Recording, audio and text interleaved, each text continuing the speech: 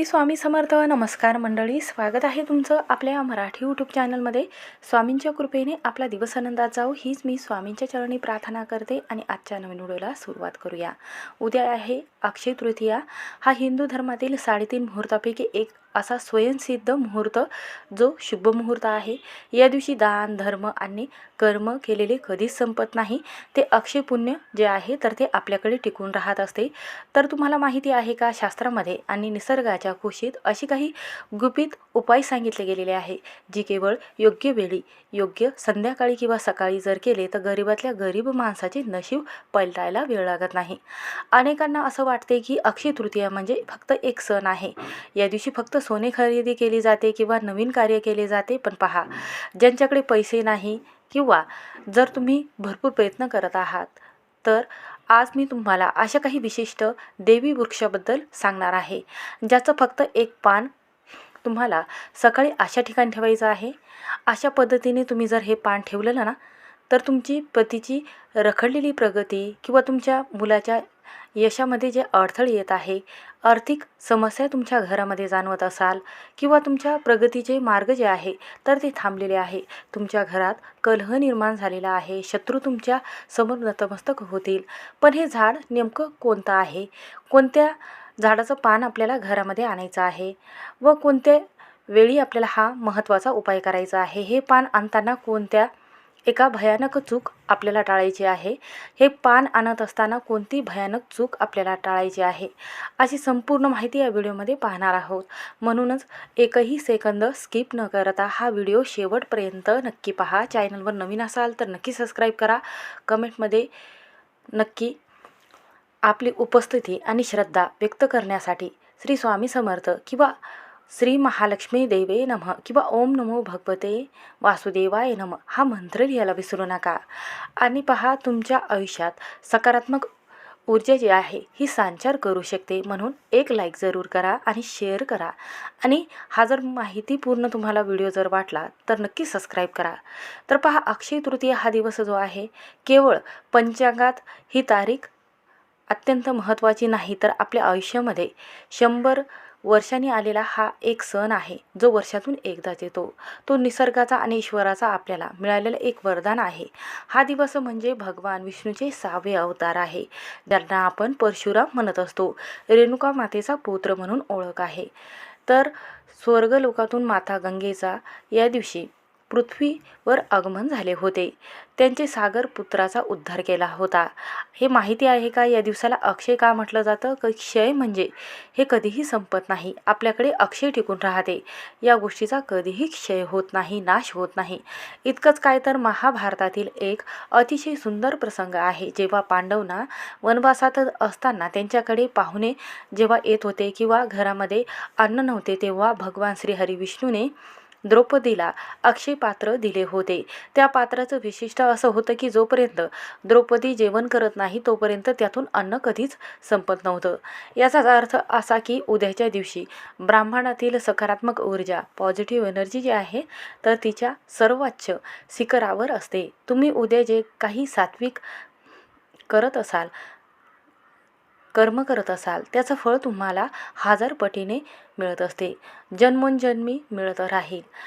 पण बऱ्याच जणांना असा प्रश्न होतो की या दिवशी पितरांची पूजा करतात, तर देवाची भक्ती आपण करतो, रोज दिवा बत्ती करत असतो, तरीही आपल्याला पाहिजे तशी घरामध्ये प्रगती होत नाही. अडचणी काय येतात? आपल्यापैकी अनेक मैत्रिणी आहेत ज्यांचे पती रात्रंदिवस राबत असतात, रक्ताचं पाणी करत असतात, पण त्यांना हवं तसं प्रमोशन मिळत नाही. कष्ट करूनही व्यवसायात बरकत येत नाही, हातात पैसा येतो पण टिकत नाही. आणि आपलं मुलं जे आहे ना तर ते कितीही आपण बोलत असेल तर हट्टीपणा करतात, कितीही काळजी घेतो आपण त्यांची, मुलं हुशार होत नाहीत किंवा अभ्यासामध्ये राहतात, वर्षभर अभ्यास करत असतात, परीक्षेच्या वेळी त्यांना काहीच आठवत नाही किंवा त्यांची एकाग्रता भंग पावते. तर मैत्रिणींनो, सगळं उगाच होत नसतं, यामागे काही कारण असते, काही देवी शक्ती असते. तर पहा, आपल्या प्रगतीवर जळणारे काही असे शेजारी व्यक्ती असतात. शत्रू नेहमी तलवार घेऊन समोर उभा नसतो, तर कधी गोड बोलतो तर कधी कडू बोलतो. घरात येतो आणि त्याची नकारात्मक दृष्टता जी आहे तर ती आपल्या संपूर्ण कुटुंबाला लागत असते. सुखी संसाराला नजर लागत असते. हीच बॅड एनर्जी आपल्या घराच्या प्रगतीला जे अडथळे आहे तर ती पोहोचत असते. जेव्हा घरात अशा नकारात्मक शक्तीचं वातावरण होते ना, तेव्हा कितीही तुम्ही प्रयत्न केले ना तरीही आपल्या घरामध्ये सुख समृद्धी आपल्या नशिबात आपल्याला प्राप्त होत नाही. मोठ्या तुम्ही पूजा करता, अर्चना करता, तरीही पाहिजे तुम्हाला यश मिळत नाही. पूर्वजांची तुम्ही पूजा करता, पूर्वजांनी निसर्गातील काही वनस्पतीमध्ये देवाचा अंश शोधला आहे. आज मी तुम्हाला त्या झाडाबद्दल सांगणार आहे, त्या पानाबद्दल सांगणार आहे. ते पान म्हणजे केवळ वनस्पती आणि वनस्पतीचा एक भाग नाही, तर तो साक्षात भगवान श्री हरी विष्णूने उत्पन्न केलेले हे झाड आहे. माता लक्ष्मी स्वरूप आहे. शास्त्र असं म्हटलं गेलं आहे की ज्या घराच्या उंबरवट्यात हे पान योग्य विधीने प्रवेश करतं तिथे दारिद्र्य चुकूनही राहत नाही. हे पान घरात आणणं म्हणजे जणू काही तुम्ही साक्षात माता लक्ष्मीला आपल्या घराकडे आकर्षित करत आहात. तर माता लक्ष्मीला आपल्या घरामध्ये उंबरवट्यावर आपल्याला बोलवायची गरज नाही. हे पान तुमच्या पतीच्या कामातील अडथळे, दुःख, दारिद्र्य दूर करून मुलाच्या बुद्धीमध्ये एक वेगळीच दिशा निर्माण करत असतो. आता वेळ आपल्याला अजूनही घालवायचा नाही, तर देवी आणि भाग्य बदलणाऱ्या वृक्षाबद्दल आपल्याला जाणून घ्यायचं आहे. हे एक पान तुम्हाला उद्या तुमच्या आयुष्यामध्ये सुवर्णकाळ घेऊन येणार आहे. आता आपण पाहूयात की आजच्या व्हिडिओमध्ये सर्वात मुख्य विषय आपल्याला करायचा आहे की हे पान कुठे आहे किंवा कुठून आणायचं आहे. जर तुम्ही हा व्हिडिओ आतुरतेने पाहत असाल तर मैत्रिणींनो, हे झाड कोणतं, तर निसर्गात अनेक पवित्र वृक्ष आहेत. तर अक्षय तृतीयेच्या या शुभ मुहूर्तावर ज्या झाडाची शक्ती अधिक पटीने वाढलेली आहे ते म्हणजे पिंपळ झाड. पिंपळाला आपण वृक्षराज म्हणत असतो. वास्तुशास्त्रामध्ये याला पितरांचं पूजन या झाडाजवळ केलं जातं. पिंपळाच्या पानापानात साक्षात ब्रह्मा विष्णू त्रिदेवांचा वास असतो. तर शनिवारी जर तिथे लक्ष्मी माता स्वतः वास्तव्य करत असतात, तर अलक्ष्मी दिवसभर वास करत असते. या शुभ दिवशी झाडाची सेवा करणे म्हणजे साक्षात परमेश्वराची आपण सेवा करणे इतकं फळ आपल्याला प्राप्त होते. आता आपल्याला लक्ष देऊन ऐकायचं आहे. तर पहा, उद्या सकाळी म्हणजेच अक्षय तृतीयेच्या दिवशी आपल्याला सकाळी जवळजवळ 6 किंवा 5:30 वाजता उठायचं आहे. सूर्योदयापासून तर सकाळी 10 वाजेपर्यंत वेळ जो आहे तर तो सर्वार्थ सिद्धयोग जुळून आलेला आहे या दिवशी. म्हणून अमृत सिद्धयोग आणि आपल्याला या दिवशी या 4 योगामध्ये पूजा करायची आहे. कोणते 4 योग आहेत? सर्वार्थ सिद्धयोग, यमगंडन योग, त्याचबरोबर अमृत सिद्धयोग, असे 3 राजयोग तयार झालेले आहे. म्हणूनच आपल्याला हा उपाय करायचा आहे. पिंपळाच्या झाडापाशी जाताना एका तांब्यामध्ये शुद्ध पाणी घ्या आणि त्यात थोडं दूध आणि थोडी साखर टाकायची आहे. त्यानंतर तुमच्या आयुष्यामध्ये दुःख, संकट किंवा गोडवा निर्माण होण्यासाठी जेव्हा तुम्ही झाडापाशी जासाल ना, तर तेव्हा सर्वात आधी त्या दिव्य वृक्षाला मनोभावे नमस्कार करायचा आहे. तो तांब्यातील गोड पाण्याचा अर्घ जो आहे त्या झाडाच्या मुळाशी अर्पण करायचा आहे. त्यानंतर हात जोडून डोळे आपल्याला बंद करायचे आहे आणि अत्यंत नम्रपणे प्रार्थना करा आणि म्हणायचं आहे, हे वृक्षराजा, आजच्या या अक्षय मुहूर्तावर मी तुमच्या कुटुंबातील एक अंश आहे. जेव्हा आपण त्या झाडाला प्रार्थना करतो, एक पवित्र पान माझ्या घरी घेऊन जात आहे. हे देवा, माझ्या पतीच्या मार्गातील सर्व अडथळे, दुःख हे कायमचे दूर होऊ द्या. माझ्या मुलाची प्रगती जी आहे तर ती थांबलेली आहे, तर त्यांना भरभरून आशीर्वाद मिळू द्या. माझ्या घरातील संपूर्ण दारिद्र्य नष्ट होऊन शत्रूची बुद्धी सात्विक करा. वाईट नजरेपासून माझ्या संसाराचं संरक्षण करा. ही प्रार्थना तुम्हाला अंतःकरणातून आणि मनाभावातून करायची आहे. तर पहा, आता हे पान कसं निवडायचं आहे हे नीट लक्ष देऊन आपल्याला समजून घ्यायचं आहे. इथंच अनेक जण चूक करत असतात.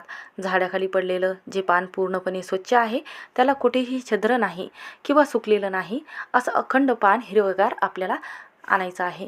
जर असं पान मिळालं तर हे निसर्गाचा आशीर्वाद आपल्याला मिळालेला आहे, आपल्या पितरांचा आशीर्वाद मिळालेला आहे. पण जर झाडावरून पान तोडावं लागलं तर एकाच वेळी झटक्यात तोडू नका. आधी आपल्याला प्रार्थना करायची आहे, नंतर हे पान देठासकट आपल्याला तोडायचं आहे. पान वेगळं करा आणि लक्ष देऊन ऐकायचं आहे की देठ काढून घ्यायचं आहे. तर पहा, फांदीला स्पर्श करू नका. पान हातात घेतल्यानंतर ते सन्मानाने जणू काही तुम्ही एखादं रत्न घरी आणत आहात, कुंकू घरी आणत आहात, प्रसाद घरी आणत आहात, अशा पद्धतीने भावनेने आपल्याला एखाद्या पिशवीमध्ये किंवा एखाद्या लाल वस्त्रामध्ये ते पान आणायचं आहे.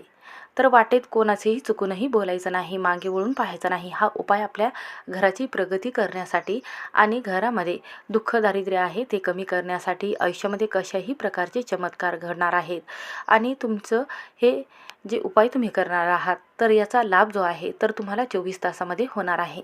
म्हणूनच आपल्याला काय करायचं आहे की जर तुमचं भाग्य तुम्हाला बदलवायचं असेल तर सर्वात आधी घरात आपण आल्यानंतर एका तांब्याच्या ताटामध्ये हे पान ठेवायचं आहे. गंगाजलाने धुवायचं आहे. चुकूनही साध्या पाण्याने धुवू नका, गंगाजलाने आपल्याला धुवून घ्यायचं आहे. त्यानंतर काय करायचं आहे, शुद्ध पाण्यात थोडी हळद टाकून त्या पाण्याने पान स्वच्छ करून घ्यायचं आहे. आणि पान पुसताना आपल्याला आवर्जून कापसाचा वापर करायचा आहे किंवा तुम्ही एखादं कॉटनचा कपडा घेऊ शकता. तर आपल्याला मनामध्ये एक भावना ठेवायची आहे, हा उपाय करताना कोणालाही सांगायचा नाही. मनामध्ये आपल्याला ओम नमः शिवाय किंवा ओम नमो भगवते वासुदेवाय नमः हा मंत्र चालू ठेवायचा आहे. या शुद्धीकरणामुळे त्या पानातली नैसर्गिक ऊर्जा सक्रिय होते. आता पानाच्या गुळगुळीत भागावर लक्ष देऊन आपल्याला हा उपाय करायचा आहे. अनामिकेचा रिंग फिंगर वापर करून अष्टगंधक आणि ओल्या कुंकवाने पानाच्या मध्यभागी एक स्वस्तिक काढायचे आहे. स्वस्तिकच्या 2 रेषा आणि मधले जे बिंदू आहे तर ते काढायचे आहे. पतीचे नाव आणि दुसऱ्या बाजूला तुमच्या मुलाचे नाव लिहा. सख्यांनो, नाव लिहिताना तुमच्या मनामध्ये असा भाव ठेवायचा आहे की या नावासोबतच त्याची प्रगतीसुद्धा आपल्या जीवनामध्ये महत्त्वाची आहे. अक्षय मुहूर्तावर आपल्याला हे नाव लिहिताना पतीच्या नोकरीतील अडथळे लिहायचे आहे. त्यांना यश, सुख, संपत्ती, धनप्राप्ती तुम्हाला एक शब्द त्याच्यावर लिहायचा आहे. आता आपण मुख्य उपायाकडे वळूयात. तर पहा, तुमचे एखादा शत्रू असेल तर त्या शत्रूचं नाव देखील तुम्ही या पानावर लिहू शकता.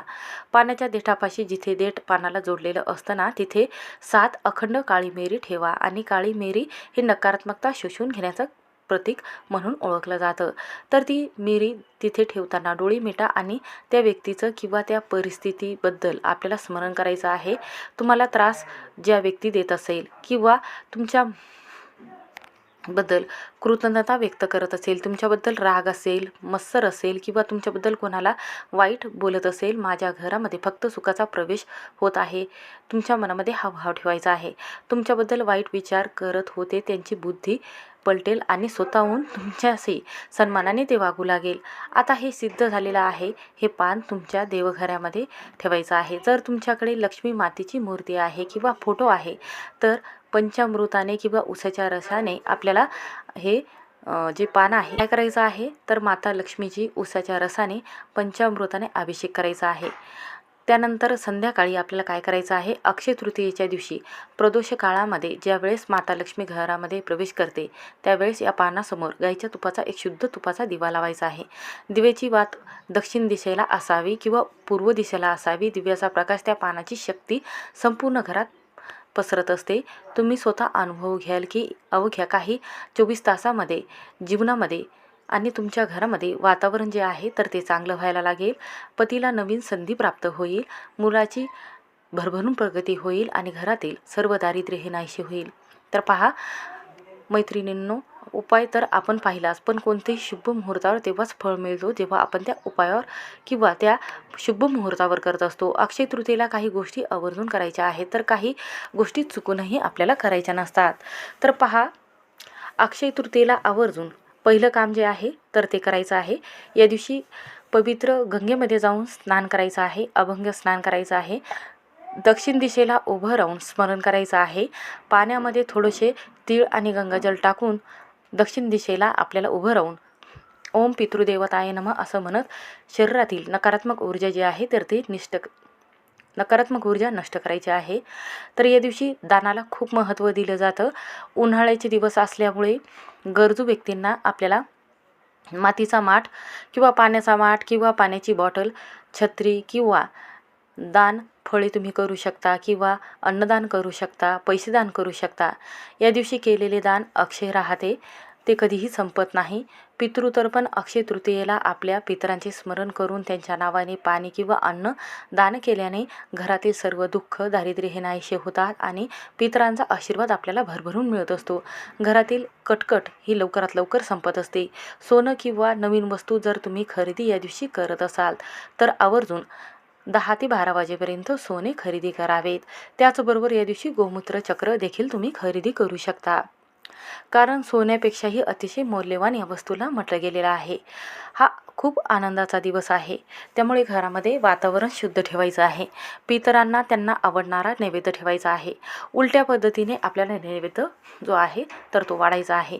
अगोदर तूप ठेवायचं आहे, त्यावर भात ठेवायचा आहे, त्यावर वरण ठेवायचं आहे. अशा पद्धतीने उलट्या पद्धतीने आपल्याला नैवेद्य ठेवायचा असतो. त्यामध्ये कढी, उडदाचे वडे हे ठेवायचे आहे. सर्वात मोठा नियम आहे, उद्याच्या दिवशी कोणाशीही चुकूनही वादविवाद, कलह होईल किंवा अपमान कोणाचा करू नका. कोणाबद्दल मनामध्ये द्वेष करू नका. आपल्या घरातील लक्ष्मीचा म्हणजे स्त्रियांचा अपमान करू नका. एखाद्या वृद्ध व्यक्तीचा अपमान करू नका. अक्षय तृतीयेला लक्ष्मी स्थिर असावी लागते. या दिवशी कोणालाही पैसे चुकूनही उसने देऊ नका, कारण या दिवशी जर तुम्ही पैसे उसने कोणाला दिले तर ते तुम्हाला मिळत नाही. त्या पैशामध्ये जो व्यक्ती व्यवहार करत आहे तर त्याची दृष्ट, नकारात्मकता, दोष सर्व काही तुम्हाला लागत असते. म्हणून चुकूनही या दिवशी पैसे उधार देऊ नका. त्याचबरोबर या दिवशी मुख्य उंबरवट्यापासून तर आपल्या घरापर्यंत, हॉल असेल, बेडरूम असेल, सर्व घर स्वच्छ करायचं आहे. या दिवशी घरामध्ये चुकूनही कांदा, लसण, मांस, मद्य हे सेवन करायचं नाही. या दिवशी आपल्याला अन्नपदार्थ जे आहे तर सात्विकच ठेवायचं आहे, जेणेकरून आपल्या जीवनामध्ये सात्विक लहरी ज्या आहेत तर त्या प्राप्त होईल. तर या दिवशी जसं की कोणत्याही झाडाला आपल्याला स्पर्श करायचा नाही, चुकूनही एखादी फांदी तोडायची नाही.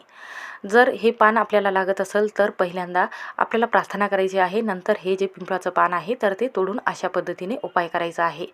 तर पहा, वनस्पतीमध्ये देवांचा अंश अधिक तीव्र असतो.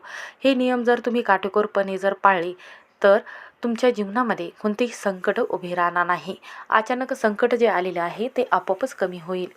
म्हणून ही एक प्रकारची जीवन जगण्याची आपल्याला प्रार्थना जी आहे तर ते पितृ देत असतात. जेव्हा आपण निसर्गाच्या या नियमांचं उल्लंघन करत नाही किंवा ईश्वराच्या तत्वाशी जुळून एकरूप होऊन उपवास, मंत्र किंवा संपूर्ण ब्रह्मांड आपल्याला मदत तेव्हा करत असतो, जेव्हा आपण उपास करतो किंवा काही उपाय करत असतो.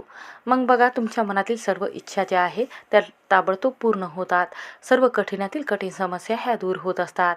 जर तुम्ही कितीही प्रयत्न करत असाल ना तर या दिवशी दुःख जर नाहीसे करायचे असेल तर हा उपाय नक्की करून पहा. तुमच्या घरामध्ये सुख समृद्धी लाभेल. आणि हा व्हिडिओ तुम्हाला माहितीपूर्ण जर वाटला तर नक्की लाईक करा, सबस्क्राईब करा आणि शेअर करायला विसरू नका. श्री स्वामी समर्थ. व्हिडिओ आवडला असेल तर स्किप न करता शेवटपर्यंत